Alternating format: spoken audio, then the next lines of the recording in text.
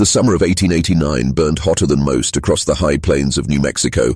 The land was cracked and parched, the dust rising in little storms each time the wind breathed across the mesa.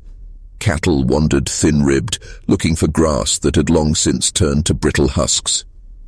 Outlaws and drifters prowled the lonely roads, hunting not just coin but weakness in anyone unlucky enough to be caught alone.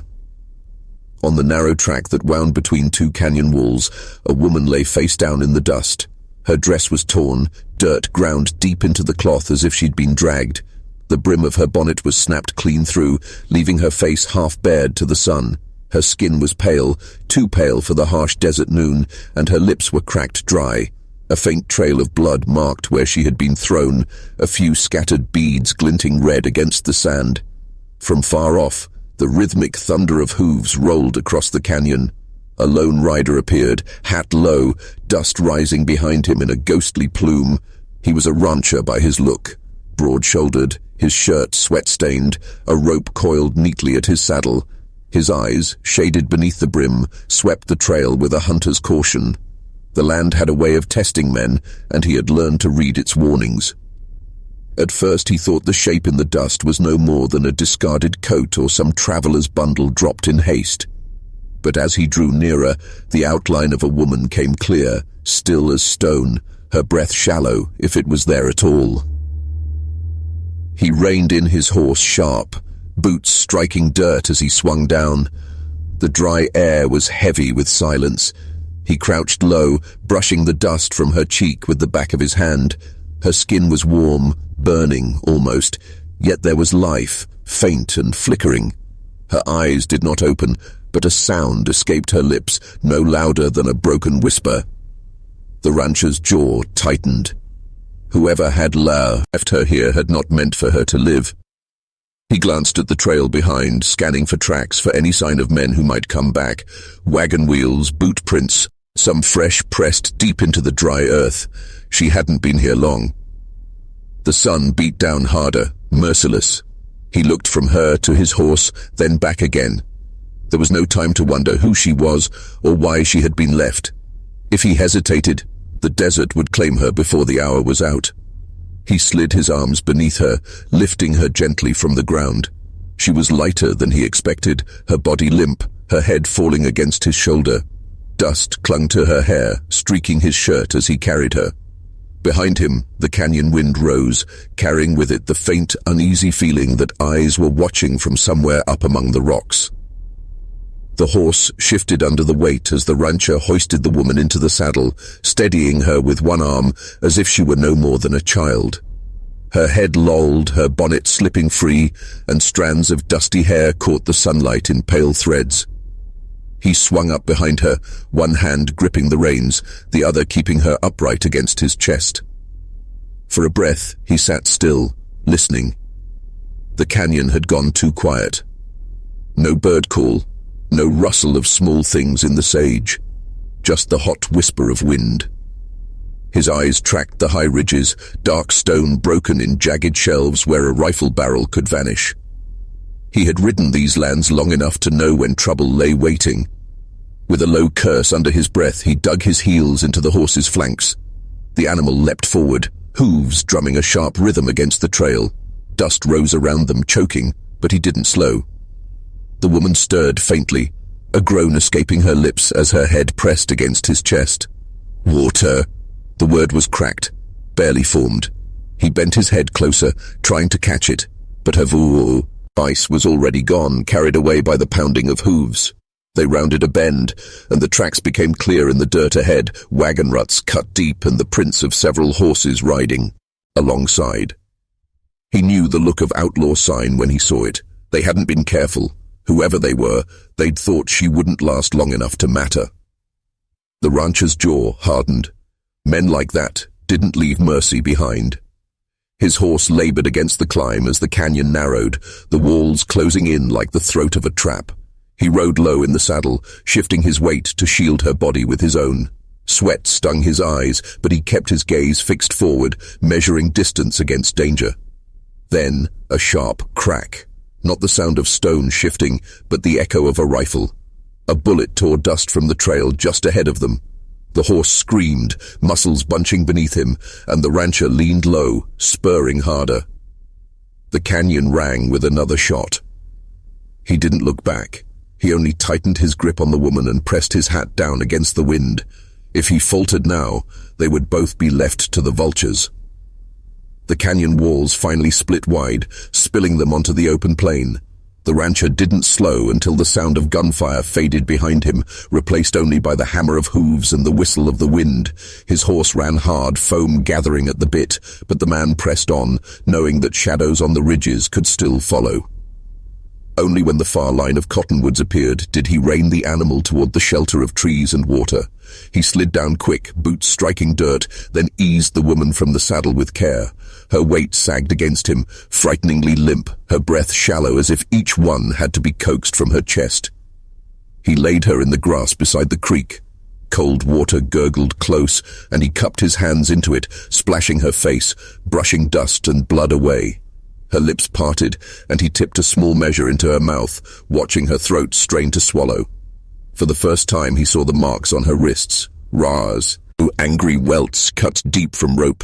Whoever had left her in the dust hadn't simply abandoned her, they had meant her to suffer. His jaw clenched, rage sparking low and steady in his chest. Her eyes flickered open, hazy blue beneath lashes clumped with grit. She tried to speak, but no sound came. He hushed her, resting a hand lightly against her shoulder. "Don't push it. You're safe now," he said, though he knew safety was still a long way off. She shivered, and he stripped off his own coat, spreading it across her thin shoulders. Her body curled into it instinctively, as if chasing warmth she'd long been denied. For a moment he sat there, back against a tree, watching the play of light through branches. He should have kept moving. Men with rifles didn't give up easy, and by now they knew the canyon wouldn't keep him penned in, but something in the woman's frailty bound him in place, made him choose her breath over his own caution. Still, his ears stayed sharp. The plain beyond the trees was open, wind carrying sound for miles. Every snap of twig, every crow overhead felt too close, too deliberate. His hand hovered near the revolver at his hip, even as he wet another cloth with creek water and pressed it gently to her wrists. She stirred again, whispering something broken. He bent low, catching fragments. "Don't. Let them." The rest dissolved, but her trembling hand caught at his sleeve with surprising strength. He didn't promise. He never did. The sun had dipped lower, casting long, amber streaks across the plain. He knew they couldn't linger much longer, yet he forced himself to give her time. Time to breathe. Time to come back from whatever hell had nearly broken her. She shifted beneath his coat, the fabric hanging loose around her shoulders. Her face, though streaked with dust and bruised at the jaw, bore a fragile determination in it. Her eyes fluttered open, once more, clearer now, fixing on him as if trying to place his presence.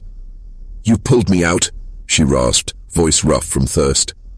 He nodded once, offering the tin cup he'd filled from the creek. She drank greedily, coughing halfway through, and he steadied her with a hand against her back until she could breathe again. "They meant to leave you there," he said quietly, not asking, only stating. Her lips pressed tight.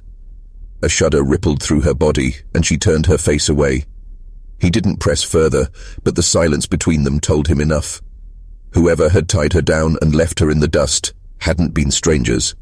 There was too much fear, too much betrayal in the way her eyes clouded. He gathered more wood, building a small fire by the creek's edge. The smoke curled soft into the darkening sky, a dangerous beacon, yet he weighed that risk against her trembling. Without warmth, she'd fade fast. When the flames licked steady, he settled beside her, feeding the fire in silence. Only when she spoke did he turn his head. "Why'd you stop?" she asked, her voice thin but edged with suspicion. He considered her, the shadows cutting sharp angles across his face. "Couldn't ride past," he said simply. "Didn't sit right, seeing you left like that." Her gaze lingered on him, searching, as though she expected some hidden cost in his kindness. At last, her eyes softened, and she let out a breath that trembled as it left her chest. "They'll come," she whispered. "They don't let go." The rancher leaned back, the firelight catching the steel of his revolver. His jaw tightened, his voice low and steady. "Then let 'em come." The woman studied him, the faintest spark of relief flickering in her weary expression. For the first time since he'd found her, she closed her eyes willingly, not from exhaustion but because she trusted him to keep watch. He sat rigid beside her, one hand near the fire, the other resting on the grip of his gun. The plain stretched wide and silent, but he knew that silence well. It was the kind that waited, holding its breath before the storm broke. The night pressed in thick, heavy, with the kind of silence that made even the crickets hold their tongues. The rancher kept his back to the fire, eyes fixed on the darkness beyond. Every shifting shadow, every stirring breeze across the grass set his instincts on edge. The woman stirred beneath his coat, drawing it tighter around her shoulders. She hadn't spoken since she'd closed her eyes, though he knew by the twitch of her jaw she wasn't truly asleep. Survivors rarely rested easy. Then it came, a sound soft as a breath, yet sharp as a blade to his ear. A horse's snort, close enough that the echo didn't belong to memory. His hand slipped quiet over the grip of his revolver. "Stay low," he whispered, his voice little more than the crackle of the fire. Her eyes shot open. She obeyed without question, sinking closer to the ground, her body nearly swallowed by the shadows. Hooves scuffed the dry earth just beyond the creek bed, then a voice, harsh and impatient. "She can't be far. Tracks cut this way." Another answered, gruff and careless. "Ain't no one would bother stopping for her. She'll be carrion by morning." The rancher's jaw clenched, his breath slow and steady. He counted the silhouettes, 3 riders, maybe 4, their shapes drifting in and out of the gloom. They carried rifles slung loose across their saddles, careless in their hunt. The woman's hand clutched at his sleeve. Her eyes were wide now, shimmering with terror, but she didn't make a sound. He leaned close enough for her to hear, his words steady as stone. "Not tonight. You're safe." The riders circled slow, their horses uneasy near the water. One man leaned forward in his saddle, squinting at the glow of the fire. "There," he muttered. The rancher rose to his feet, tall and unflinching, the firelight catching the steel in his hand. For a long moment the night held its breath. The crackle of flames, the snort of horses, the whisper of wind, then silence, stretched taut as a noose. "Best keep riding," the rancher called, his voice calm, even. "Ain't nothing here for you but regret." The woman clutched her coat tighter, her heart pounding. She knew as surely as he did that the next few seconds would decide whether she lived or died. The riders didn't move at first. The silence hung heavy, broken only by the restless stamping of hooves. Then one of them laughed, low and bitter. "You think you can scare us off with a word?" the man sneered, nudging his horse a step closer. The glow of the fire caught his face, scarred cheek, yellow grin. "That woman belongs to us." The rancher's revolver didn't waver. "You ride another step," he said evenly, "and I'll put you in the dirt beside her tracks." The woman's breath hitched. She pressed lower into the shadows, clutching the edge of his coat so hard her knuckles went white. One of the men at the back muttered uneasy. "He ain't bluffing, Nate. You seen his hand? Steady as death." But the leader only spat. "1 man against 4. He'll run out of bullets before we run out of patience." He raised his rifle, slow and deliberate, aiming straight across the firelight. The crack of the rancher's gun split the night. The leader's hat flew from his head, a neat hole punched clean through the brim. His horse reared, nearly throwing him. The other riders cursed, their rifles swinging down, but hesitation flashed in their eyes. They had expected a drifter, maybe a scared hand with more grit than sense, not a man who shot with that kind of precision in the dark. The rancher's voice was steady, carrying across the flames. "That was a warning. Next shot won't miss." The woman stared at him, trembling, hardly able to breathe. He hadn't even looked down the sights, just lifted his arm, fired, and sent a message clear as iron. One of the riders pulled at his reins, backing away from the firelight. "Ain't worth it, Nate. Let's ride." The leader snarled, his pride cut deep. But even in the shadows, the trace. More of his hands betrayed him. Finally, with a curse, he jerked his horse's head around. The others followed, their shapes fading into the night. The fire popped. The creek bubbled low. Slowly, the rancher lowered his revolver, sliding it back into its holster. Only then did the woman release the breath she'd been holding. Her body shook, as if the cold had returned all at once. "They'll come back," she whispered. "Maybe," he said, settling beside her again, voice low and calm. "But not tonight. Tonight, you're safe." For the first time, her eyes brimmed not with terror, but with something else. Something fragile, something like trust. The fire had burned down to coals, sending up thin ribbons of smoke into the night. The woman sat hunched beneath his coat, her face turned toward the flames, though her eyes seemed far away, fixed not on the crackling light, but on memories she wished she could bury. The rancher watched her for a long moment. His hand rested on his knee, not too close, not crowding her. Finally, his voice broke the silence, low and even. "You don't have to tell me," he said, "but if you want to, I'll listen." Her fingers trembled as they picked at the frayed edge of the coat. For a while she said nothing.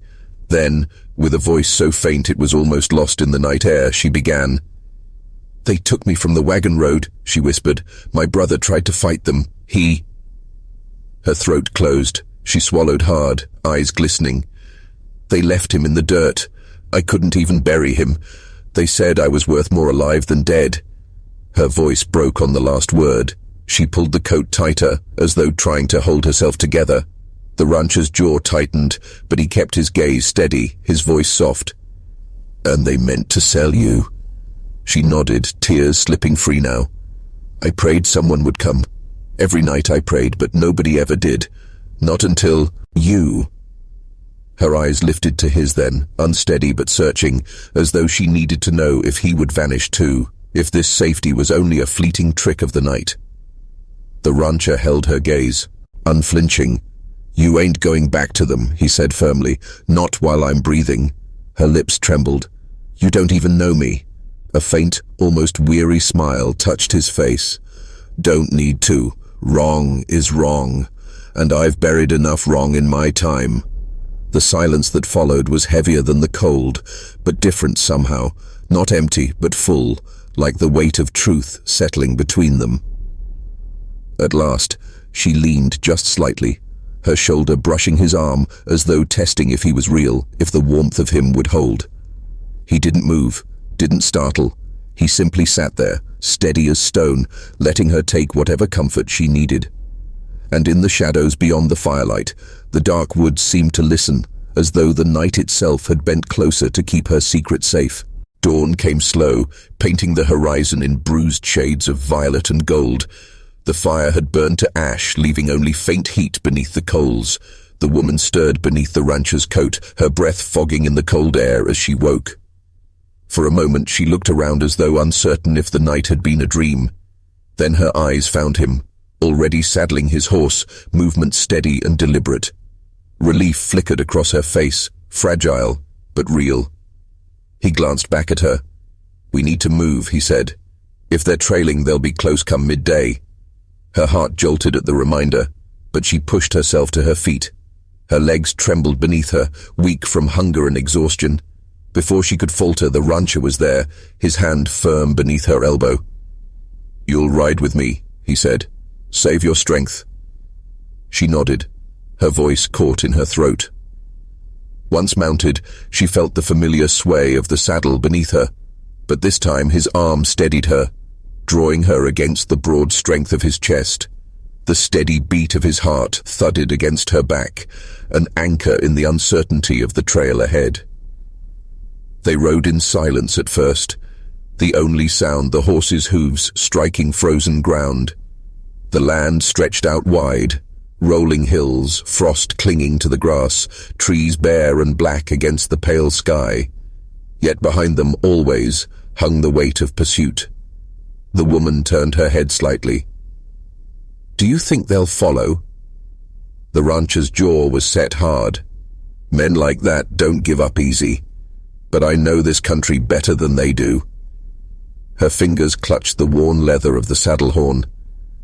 "And if they catch us?" For a long moment he said nothing. Then his voice came low, steady. like a vow carved into stone. Then they'll find out just how far I'll go to keep you safe. The words settled over her like a shield, not a promise of peace, but a fight of someone who would not abandon her no matter what came. Ahead, the sky brightened, and the first full light of day spilled across the trail. The rancher gave the reins a light snap, urging the horse faster. The wind bit sharp, but she leaned back into him, drawing courage from the warmth of his presence. Behind them, somewhere beyond sight, the men who had left her for dead would be rising, mounting, tracking. But for the first time since her world had shattered, she felt a strange, fragile spark of something she thought she'd lost forever. Hope. By midday, the sun sat high and pale, offering little warmth. The rancher guided the horse off the main trail, cutting through a narrow stretch of scrub and rock, where the land pitched upward into ridges. He kept his eyes sharp, reading every mark in the dirt, every broken branch. The woman leaned against him, weary but watchful. She could feel the tension in his body, each shift in his shoulders, the way his hand never strayed far from the rifle lashed to the saddle. Then she heard it too. Distant, faint, the clatter of hooves on frozen ground. Her breath caught. She twisted in the saddle, but the trees crowded behind them, blocking her view. Still, the sound was clear. Someone was following. The rancher slowed the horse, letting it pick its way carefully over the rocks. His voice came quiet, almost a whisper. "They're closer than I hoped." The woman's fingers dug into the worn leather. "What do we do?" He tilted his head toward the ridge. "We get high ground." They pushed upward, climbing a narrow deer path that zigzagged between rocks and thorn bush. The horse strained, muscles bunching beneath them, breath steaming in the cold air. At the top, the land opened onto a flat stretch overlooking the valley below. The rancher swung down in one practiced motion, then helped her to the ground. "Stay low," he murmured, guiding her toward a cluster of boulders. He pulled his rifle free and crouched near the edge. Below, riders appeared at last, 4 men, dark shapes against the snow-patched trail, moving, steady, searching. Their voices carried faintly on the wind, rough, angry, certain. The woman's stomach knotted. She recognized one of them even at this distance, the scar along his cheek, the way he rode hunched like a wolf ready to pounce. The memory of his hand striking her, his laughter when she fell, came back sharp as a blade. Her breath shook. She pressed closer against the cold stone, fighting the urge to run. The rancher glanced at her, his eyes steady. "They'll keep looking," he said, voice low and calm. "But up here, we've got the advantage." She swallowed hard. "You mean to fight them?" His gaze didn't waver. "If they push this far, I don't have a choice." The riders below slowed, scanning the ground. One dismounted, kneeling to touch the dirt where the horse's tracks bent toward the ridge. He stood, shouted something to the others, and pointed upward. The rancher's grip tightened on the rifle. The hunt was no longer behind them. It had found them. And the stillness of the ridge broke beneath the weight of what was coming.